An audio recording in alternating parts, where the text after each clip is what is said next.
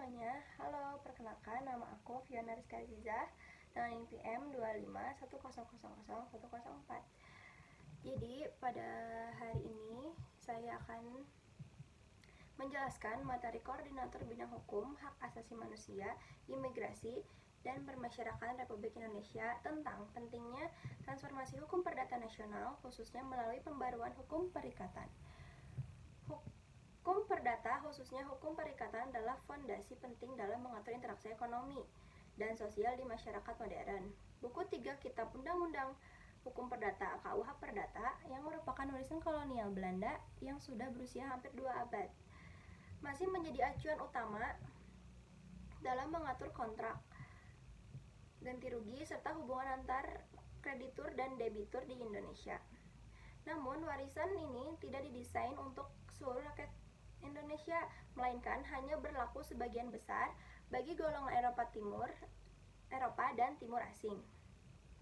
Pada masa kolonial, seiringnya dengan perkembangan zaman, terutama era digital dan globalisasi, banyak bentuk perikatan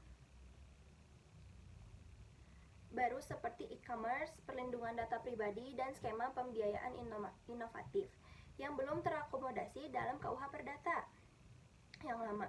Hal ini menimbulkan dua tantangan utama, yaitu ketidakpastian hukum karena regulasi yang belum adaptif dan kesenjangan keadilan dalam perlindungan pihak yang lebih lemah. Karena pembaruan hukum perikatan menjadi kebutuhan konstitusional dan ekonomi yang mendesak, pembaruan ini juga harus mengintegrasikan prinsip hukum internasional seperti UNIROID, serta menghormati hukum perdata Islam dan hukum adat yang menjadi bagian identitas bangsa Indonesia.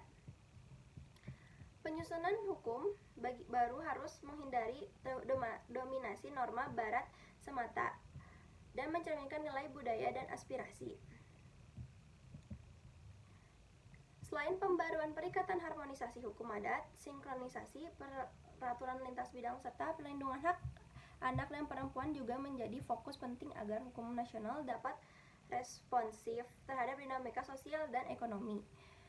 Pemerintah telah berupaya melakukan rekodifikasi hukum pidana dan perdata sebagaimana terlihat pada lahirnya Undang-Undang Nomor 1 Tahun 2023 tentang KUHP sebagai hasil kerja panjang yang harmonis. Namun, pembaruan hukum perdata yang harus seimbang antara menjaga tradisi dan menjawab kebutuhan modernitas agar hukum perdata nasional tidak hanya kuat sebagai perangkat hukum, tetapi juga mencerminkan jati diri bangsa Indonesia. Dengan demikian, pembaruan hukum perdata ini akan membuat sistem hukum kita menjadi lebih modern, adaptif, dan relevan era global saat ini. Demikian penjelasan dari saya mengenai PDF tersebut. Wassalamualaikum warahmatullahi wabarakatuh.